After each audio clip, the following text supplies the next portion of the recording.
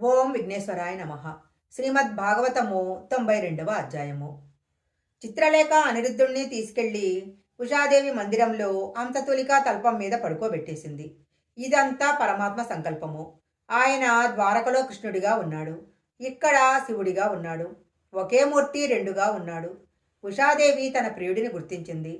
అనిరుద్ధుడు కూడా వేరే అభ్యంతరం లేకుండా ఆమెతో కలిసి ఉన్నాడు. వాళ్ళిద్దరూ సంతోషంగా అలా అంతఃపురంలో కాలం గడిపేస్తున్నారు. నెలలు నెలలు గడిచిపోతున్నాయి. కానీ కాలం ఎప్పుడూ ఒకే రీతిగా ఉండదు. ఉషాదేవి యందు గర్భిణీ చిహ్నాలు కనపడ్డాయి. ఈ విషయం పరిచారకులు వెళ్ళి బాణాసురునికి చెప్పారు. బాణాసురునికి ఎక్కడ లేని ఆగ్రహం వచ్చి ఎవరు ఈ తుంటరి ఈ పని చేశాడు అని ఉషాదేవి అంతఃపురానికి వచ్చి అడిగాడు. ఎదురుగా అనిరుద్ధుడు కనపడ్డాడు. అనిరుద్ధుని బంధించమని భటులను ఆజ్ఞాపించాడు. భటులు వెళ్ళి బంధించటానికి ప్రయత్నించగా అతడు తన గదా ప్రహారాలతో వారందరినీ పరిమారుస్తున్నాడు. బాణాసురునికి ఆగ్రహం వచ్చి అనిరుద్ధుని నాగపాశాల చేత బంధించాడు. అలా బంధించబడిన అనిరుద్ధుడు ఇక కదలలేక నిలబడిపోయాడు. ఇది చూసి ఉషాదేవి విలపిస్తుంది. అదే సమయంలో అక్కడికి భటులు వచ్చి, ప్రభు, మీ రథం మీద ఉన్న జెండా విరిగి కింద పడిపోయింది అని చెప్పారు.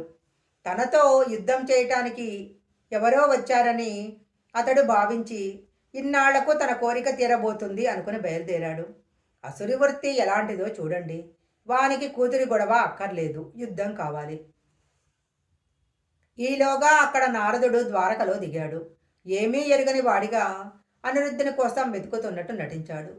అనిరుద్ధుని బాణాసురుడు నాగపాస్తాలతో బంధించాడు. నువ్వు వెంటనే బయలుదేరవలసింది అని చెప్పాడు నారదుడు. వెంటనే బలరాముడు, శ్రీకృష్ణుడు, సాత్యకి, ప్రద్యుమ్నుడు అందరూ కొన్ని కోట్ల సైన్యంతో నదులు పొంగి ప్రవహిస్తున్నాయా అన్నట్లు బయలుదేరి సోనాపురం మీదికి యుద్ధానికి వెళ్లారు.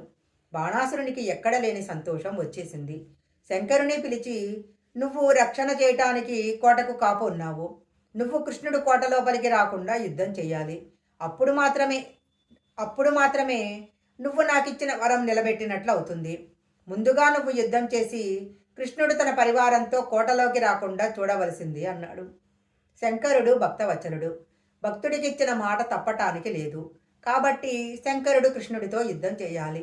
కృష్ణుడి చేతిలో ఓడిపోవాలి. శంకరుడు భక్త శంకరుడే తనతో యుద్ధం చేస్తున్నాడని కృష్ణుడికి తెలుసు. యుద్ధం ప్రారంభమయ్యింది.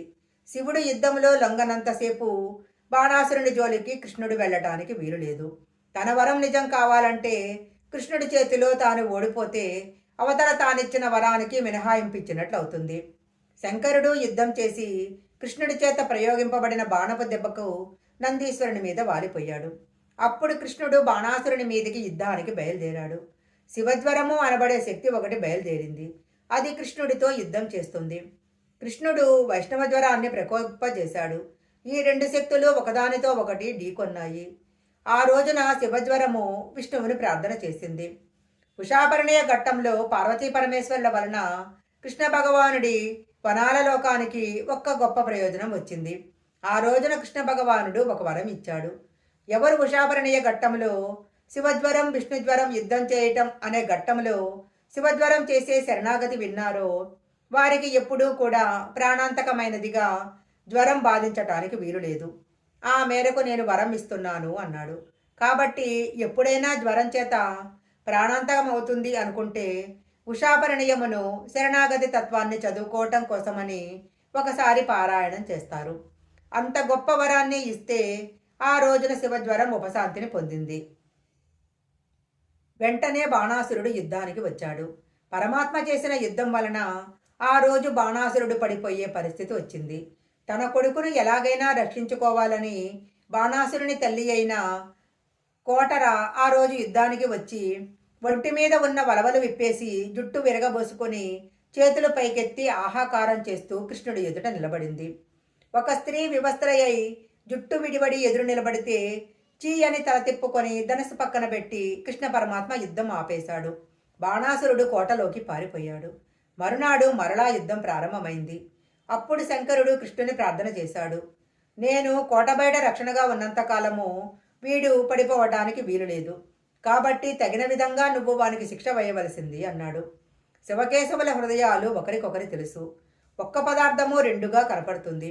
అందువలన ఆ రోజు కృష్ణ భగవానుడు బాణాసురునికి ఉన్న బాహువులలో 996 బాహువులను తెంచేశాడు. 4 బాహువులను వదిలేశాడు. అప్పుడు వానికి ధర్మార్థకామ మోక్షాలు తెలిసాయి. వాని శరీరమందు రజోగుణ తమో గుణాలు లేవు.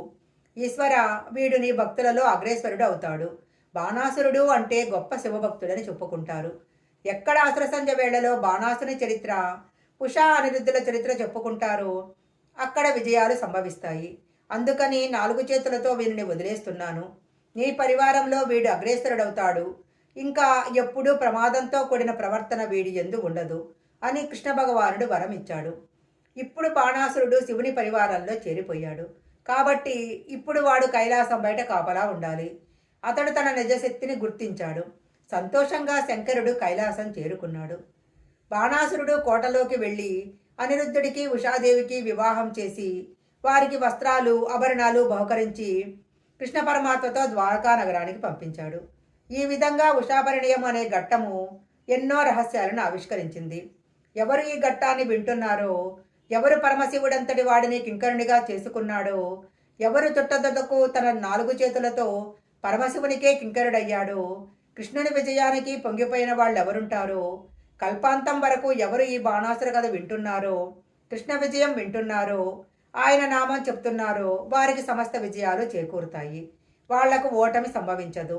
జయం కావాలనుకున్న వారు ఉషాభరణీయ ఘట్టాన్ని, బాణాసుర ఘట్టాన్ని ఒక్కసారి పారాయణ చేసుకొని బయలుదేరుతూ ఉంటారు. అంత గొప్ప ఘనత ఈ పాఖ్యానానికి ఉంది. శ్రీమద్ భాగవతము 92వ అధ్యాయం సంపూర్ణం.